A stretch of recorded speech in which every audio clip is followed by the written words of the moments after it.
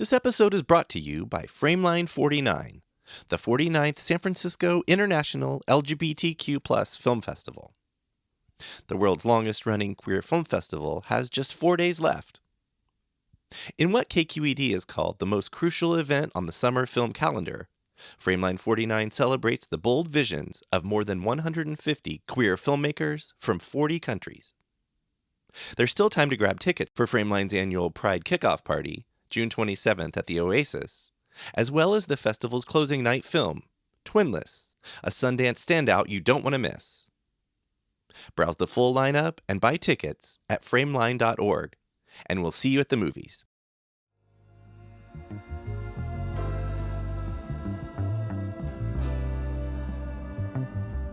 And so the work that I'm doing, the intergenerational healing work that I'm doing, is how do I tap into all of those amazing things? Hard work, love, cousins are your first best friends, a love for the land, all of these things that I got from my family, but also my kids are not responsible for my feelings. That was Ed Center, founder and parenting coach at the Village Well. I'm Jeff, and this is Storied San Francisco, a podcast about artists, activists, and small businesses that make this city unlike any other in the world. This episode is part of our Pride 2025 programming. In it, Ed shares his life story through the lens of his Filipino ancestors. He traces his maternal grandmother's journey from Cebu to Oahu, where Ed grew up. I should note a couple of things here. The bar where we recorded was pretty loud that day, but I managed to get both my and Ed's audio in front of that. Also, Ed is a friend, and so we kicked this one off with a toast. One more thing, and it's actually a big thing, so I'll turn the music down for it. I pride myself on my ability not to overreact to things around me. Many years ago, I noticed how a friend of mine managed to stay calm in moments of personal crisis.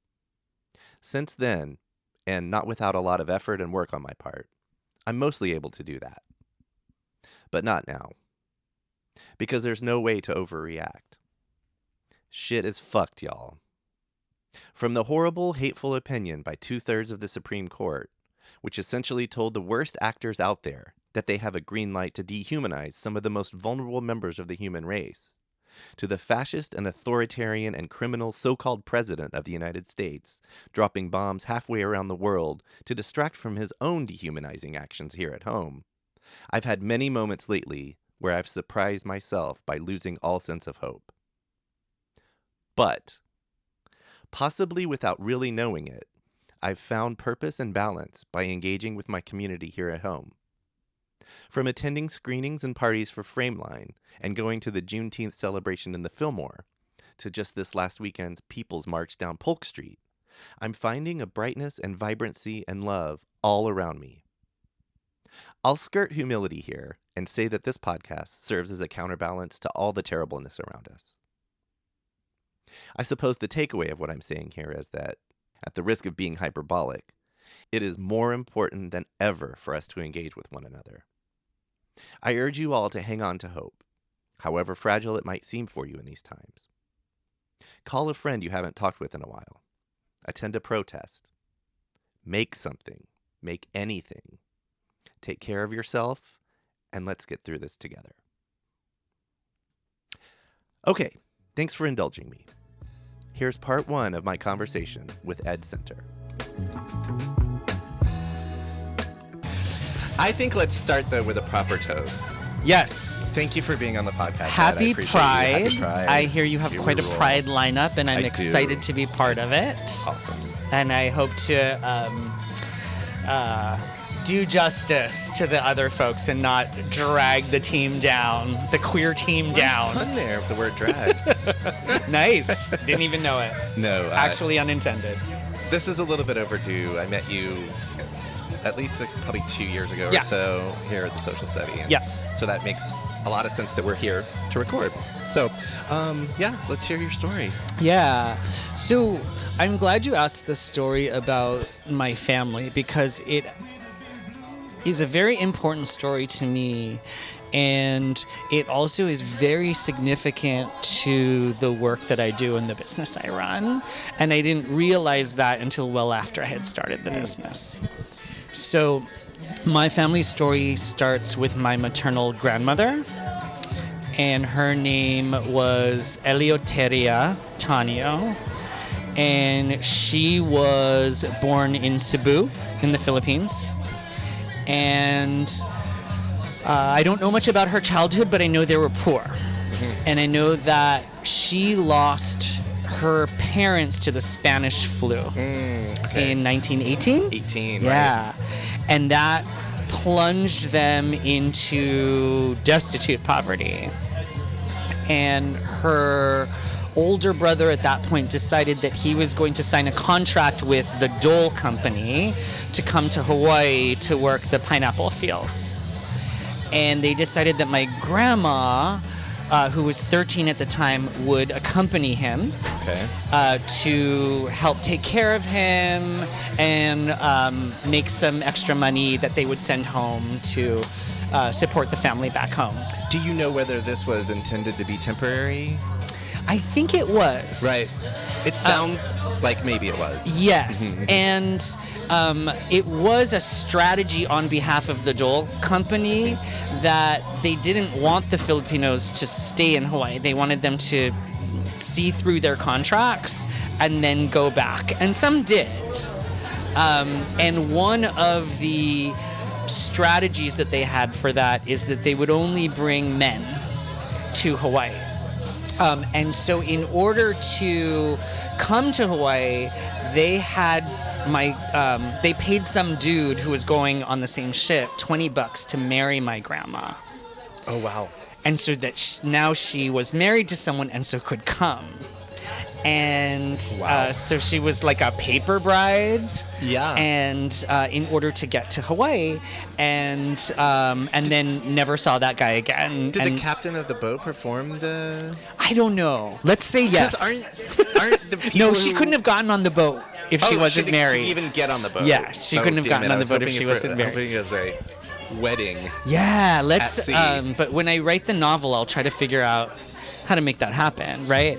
You've heard what I'm talking about. Yes. Right? Where anyone who helms the ship is automatically ordained. But in terms of writing the novel, one, I am writing a book, and two, I come from a line of exaggerators. And so you're perfect for the podcast. Our unofficial family motto is never let the truth get in the way of a good story. And so my grandma used to tell me that she was from this remote village on the island of Cebu, and you needed to hike 3 hours to get there, and you had to watch out for cannibals on your way in. So let me say there's no anthropological evidence of cannibalism in the Philippines, and also it's an island. Take a boat, sis. Right. Why are you hiking for 3 hours? And when I finally visited as an adult, it's right next to the airport. Yeah. Yeah. Okay. So who knows what the truth is? But I believe that they were poor. I believe she was orphaned. And I believe that she left the Philippines with her older brother. And it was hard. And her little sister was so distraught over my grandmother leaving that she hugged her so hard that her flip-flop broke. And that was my grandma's only pair of shoes. And so I imagine her like getting on this boat and with excitement and hope and sadness and one shoe. Right? And so she gets to the Philippines where there are... But of course it was a flip-flop also. Sorry. Yes. She gets not to the Philippines. She gets to Hawaii, and in the Filipino community, there's 7 men for every 1 woman. Okay. Right? And so my grandfather, Aguido, sees her and immediately starts courting her. And after a year, she's 14 now, they go to her brother and ask, can they get married? And he says, no, you're too young. But my grandfather knew that the opportunity was in front of him. So they negotiated, let's get married now, but she won't move in with me for 2 years. 16. Yes. Because then it's fine. Right. So that's what happened. She moved in Right. when she was 16, and then she had a child every other year for 20 years. 10 total. 10 kids. My mom was the last of 10. Okay, wow. Yeah. Can I ask, like, Yeah. did she have any children that didn't survive? Yes. Because with that many, Yes. it's almost always the story, I feel like. Right, and then it was also the times, right? It's the early 1900s, and also it's the plantations of Hawaii. Mm-hmm. So even by the standards of that time, it's not the best medical care in the world, right? Right. So she lost two. Okay. One right at childbirth, and another one had some sort of condition, and died when he was 3 years old. Yikes, I okay. believe. Yeah, and life was really hard, and my grandpa did back-breaking work. He worked for Dole. For Dole in the pineapple fields, and my grandma washed clothes for bachelor men and to make some extra money, and they saved up money, and they were able to buy property from the plantation. Yes. Dirt cheap. I love stories right? like that. Dirt Sorry, and 'cause- dirt cheap, and then build shacks that eventually became homes, and they could rent it out, and then their kids could have houses, right? And so they sucked it up and did the work and created this life where they were still poor. They never had any money. Sure. But my grandma was always really proud that all of her kids had 2 pairs of shoes. One for everyday life and one for church. And Flip-flops and then sure. Right? covered toes. Yes. Yeah. Maybe. I don't know. Can I ask Ed what island? Oahu. All on Oahu. Yes. Okay. I think that they might have started on Kauai and something. But No, I mean, Dole's everywhere. Yes, but Wahiwa on Oahu is where. And so this story was told very intentionally through the generations to teach us who we are, where we came from, Yep. and what our values are, right? And so we are resilient, we're loyal to family, we're thrifty, we know how to work hard. Hardworking. Yes. And there's this value in the Visayan language, antos, which means something like resilience, something like endure, something like suck it up. And so if I stubbed my toe, my mom might say antos. If I felt overwhelmed by my studies, my mom might say antos. Mm-hmm. And that to me is my core family value. Okay. Now, what's interesting is over time, I started to understand that there was a different side to the story, which I think about as the shadow story. Okay. And I learned about this story at our big family gatherings when my mom and my aunties were in the kitchen preparing food, and I would sit outside the kitchen pretending to read a book. And I would be listening in for like, oh, Cousin Jonathan's smoking weed, and Uncle whoever might be having an affair, and oh, who are the cousins who were born out of wedlock, Yep. right? It was me. I was a college oopsie. Oh, yeah, okay. And also, eavesdropping an unofficial yes, family value. Yes, yes, that you possibly, absolutely. You could not have invented, but Yes. you inherited. Yes. Yeah. But I also started to piece together this. I thought of it as the kitchen story or the shadow story, right? Yeah. Which is that my and I should say, listeners, trigger warning. This mentions family violence, Okay. right? But my grandma didn't agree to come to Hawaii. And when she wouldn't, her brother beat her Okay. until she submitted, and her sister tried to intervene, and in that melee, my grandma's slipper broke. That was it wasn't a hug. I was wondering how a hug broke Yeah. a flip-flop. Yeah. But that's, I mean, yeah. Filipinos are affectionate people. Sure. Right? Yeah. Foot could get involved. I don't know. And so now But I see there's the real story. Right, I see my Yeah, that grandma makes boarding sense. this ship with grief and despair and bruises And and one fear. shoe. Yeah. She's going with her Yeah. abuser Yeah. halfway across the ocean. They get to Hawaii. My grandpa spots her, starts negotiating with her brother, right? They come to this arrangement. I don't hear agency on my grandma's part. Right. Right. And the realization that my grandma was a child bride. Right. And 10 babies took a big toll on her body. And the last 2, including my mom, almost killed her. Right. And after my mom was born, the plantation doctor brought my grandpa in and gave him an involuntary vasectomy, which is probably why I was able to meet my grandmother. Right. Right? Right. And my grandpa participated in strikes, which were broken up by, physically broken up by the plantation police. My grandma, she tells stories of how on payday, the women and the kids would go hide in the fields with the men standing guard because they were worried that men from the town, one town over, would get drunk on their money and come into town to cowboy the women. Oh God. Right, and it wasn't till I was an adult that I realized what cowboy meant. I'm Right? guessing. Yep. So I'm going to make some assumptions Yep. here. I'm going to guess that most of the field workers were workers of color. Probably a lot of them, at least, immigrants. Yes. Because this corporation was looking for cheap labor. Yep.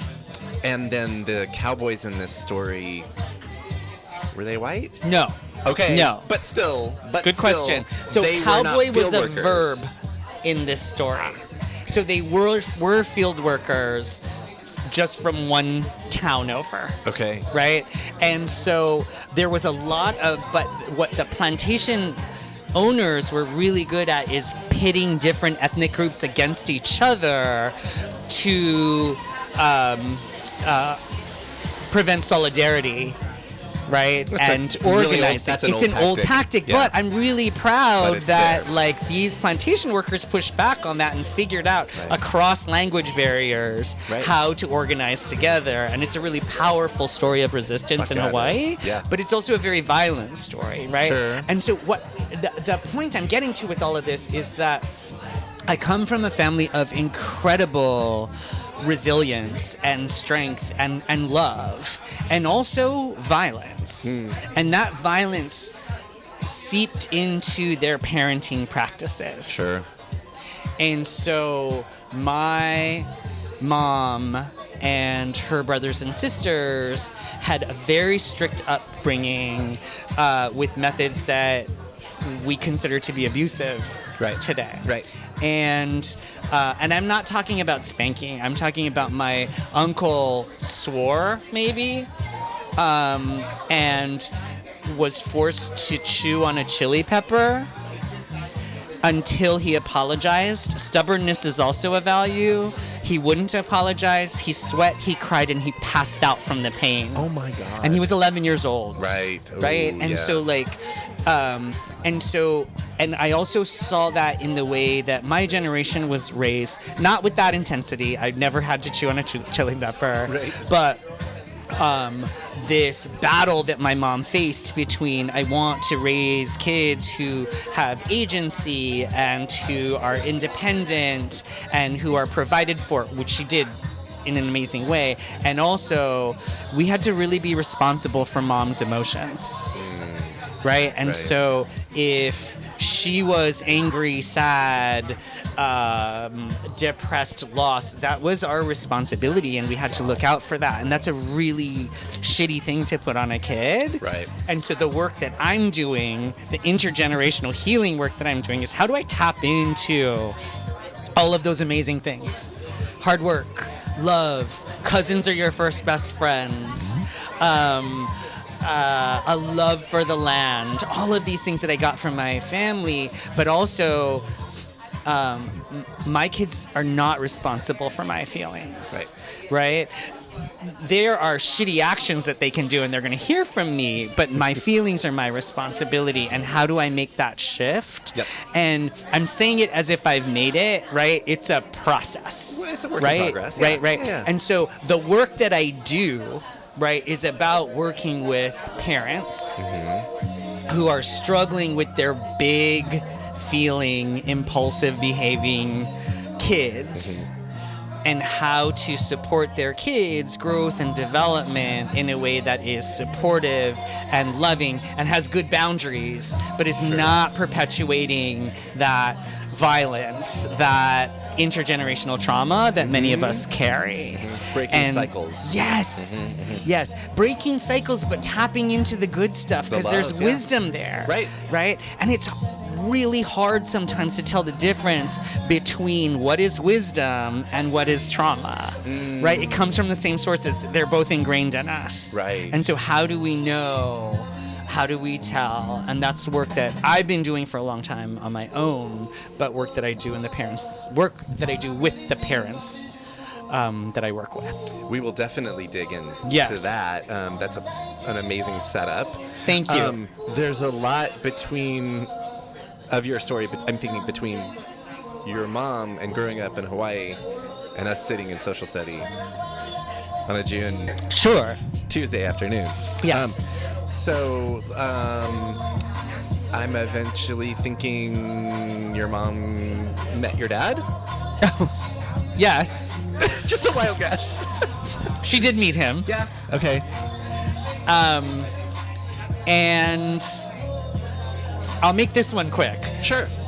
The funny part of my dad's story is that he was drafted into the military in the Vietnam era. Drafted or signed up, I'm not sure, but he was in the army. And he was put on a boat and sent to Vietnam or Cambodia. Okay. And then halfway across the Pacific, their orders changed and they took a left to Hawaii, where he was stationed for the next 5 years. Oh my God. Yeah. And so my mom says,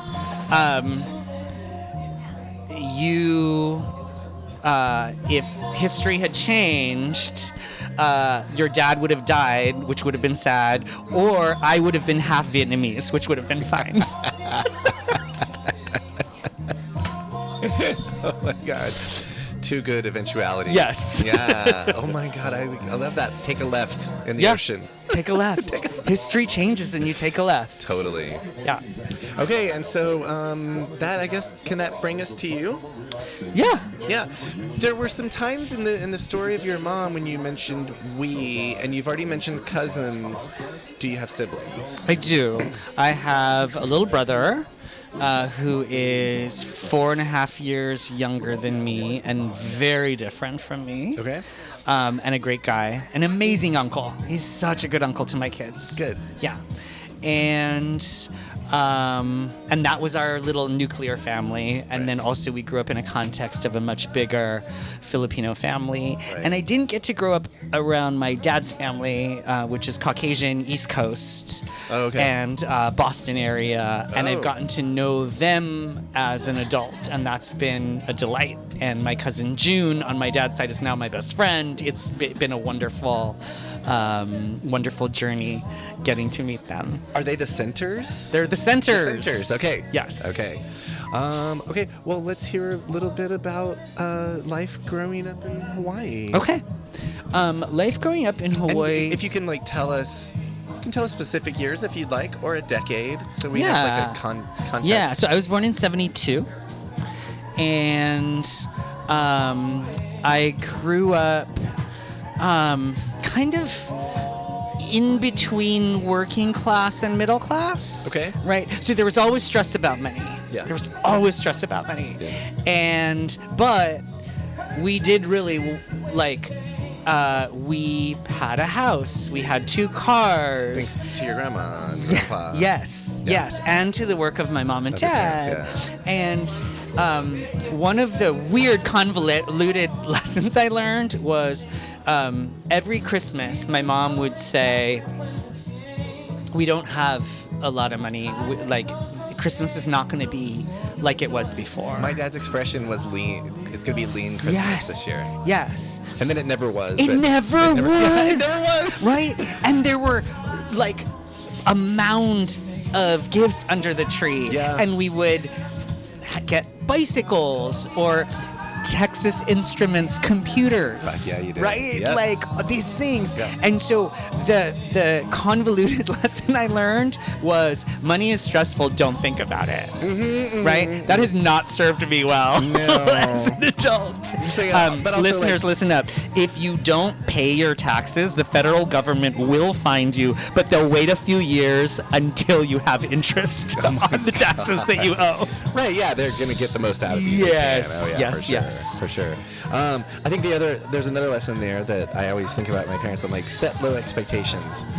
Because Yes. then when you are able to exceed them, it seems even more kind of like special and spectacular. Yes. Yeah. The other part about growing up in Hawaii is, like, I had a wonderful, wonderful childhood with a combination of, like, we lived on a mountain at the end of, I guess what we would say on the mainland is like a subdivision, right? Okay. So at the edge of the suburbs, and then a block behind us was a rainforest. Oh, wow. Right.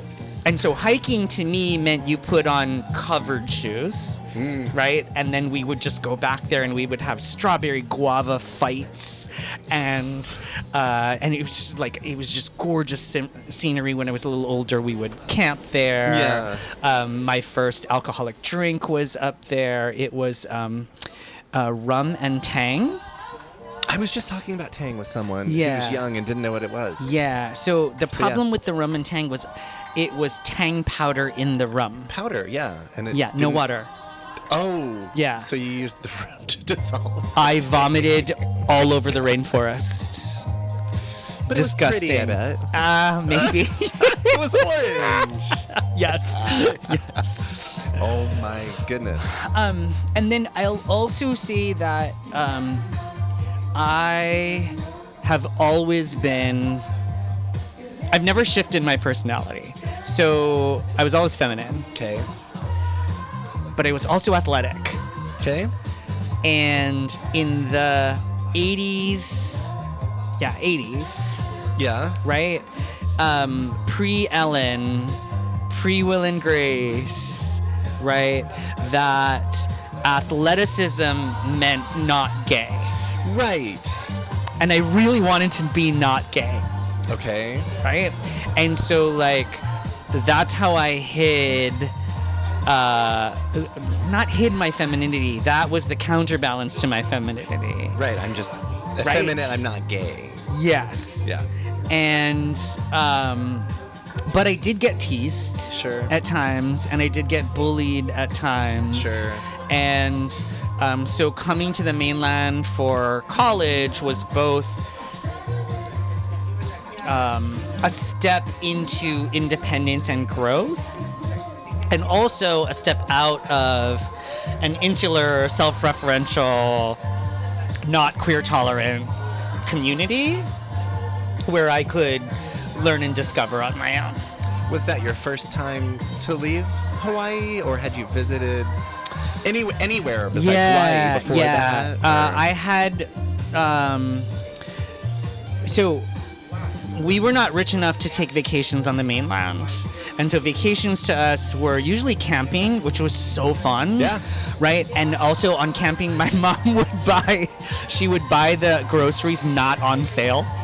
Oh. We'd get the good cheese, the shit. brie, Yeah. right? Ooh, The fancy yeah. crackers, Yeah. right? And so, Yes. like, we would experience life, like, ratchet it up a It's notch. a little bit counterintuitive. Yes. Right? Yes. But I also love it. Yeah.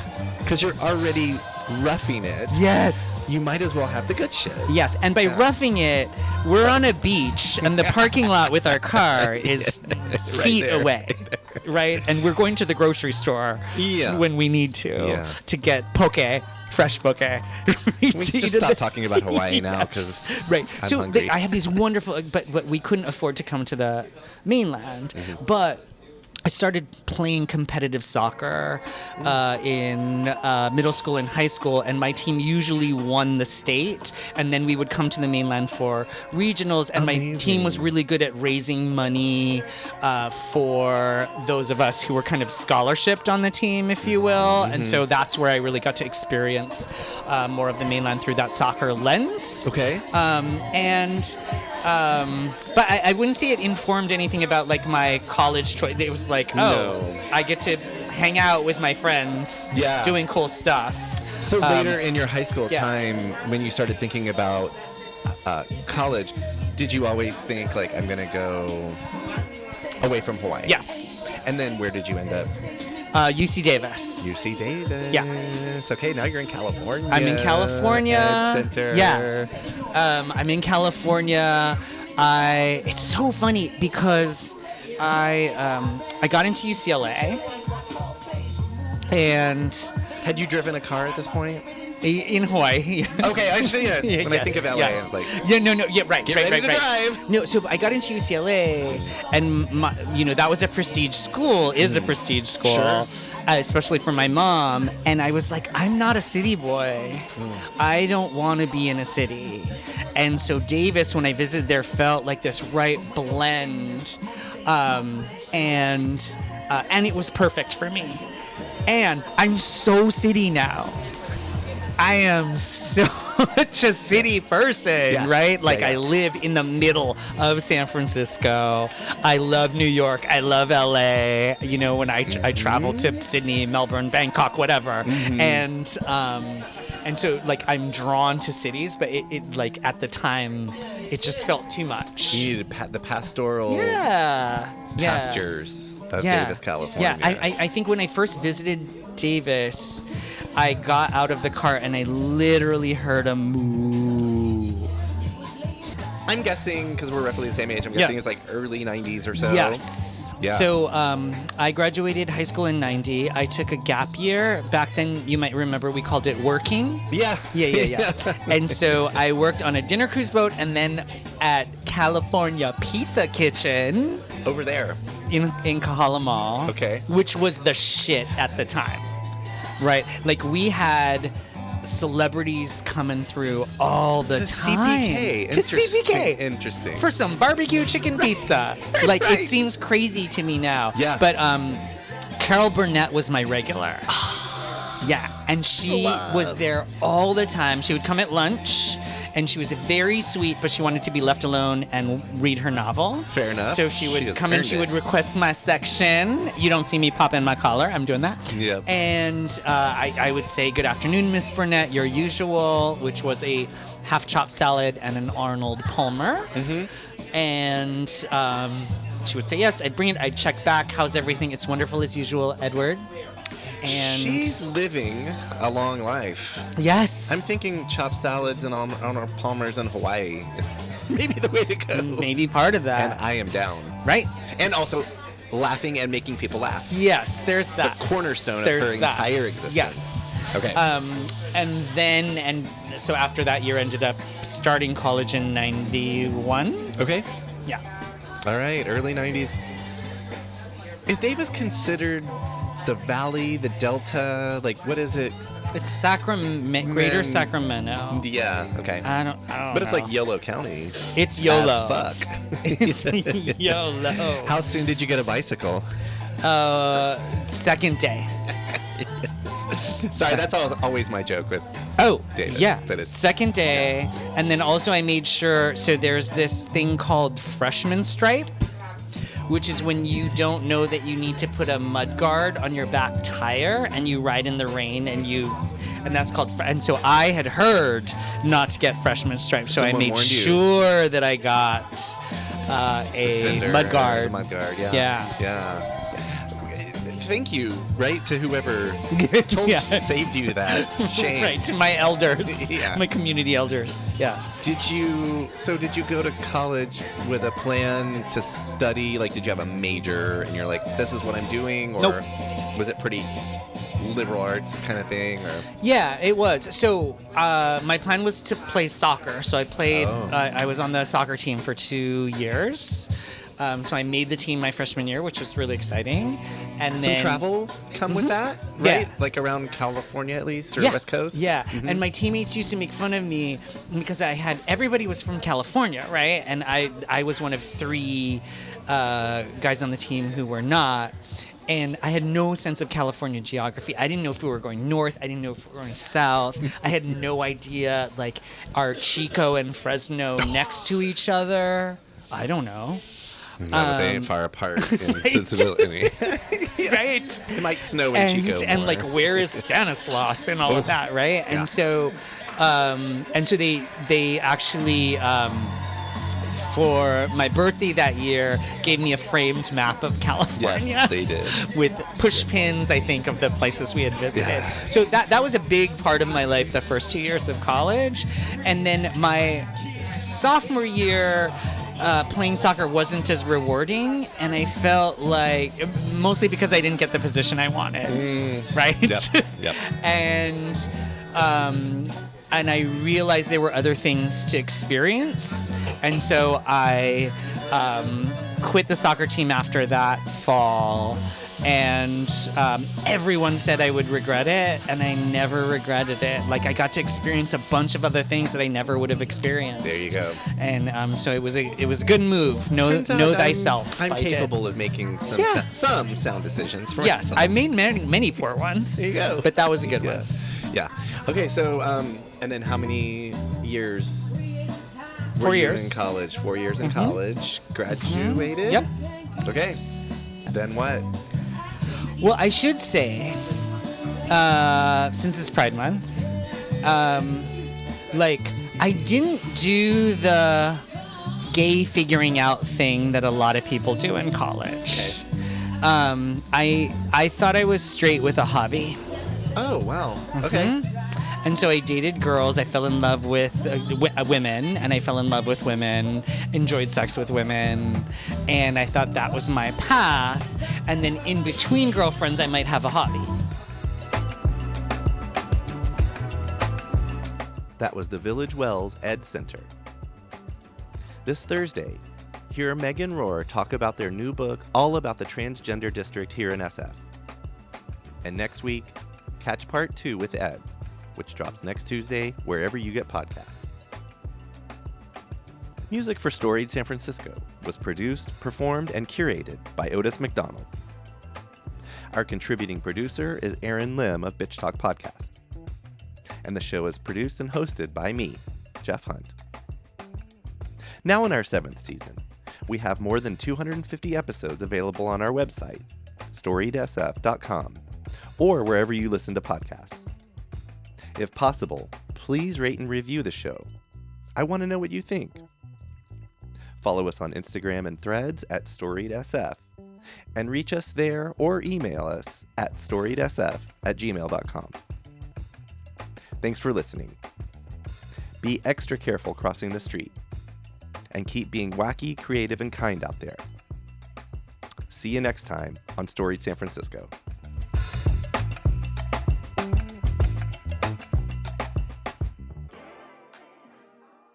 We acknowledge and respect the first humans of the unceded land we call San Francisco, the Ramaytush Ohlone.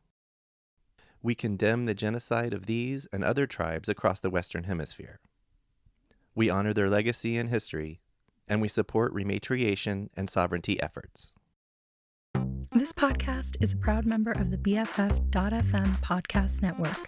Learn more at podcasts.bff.fm. BFF.FM, best frequencies forever.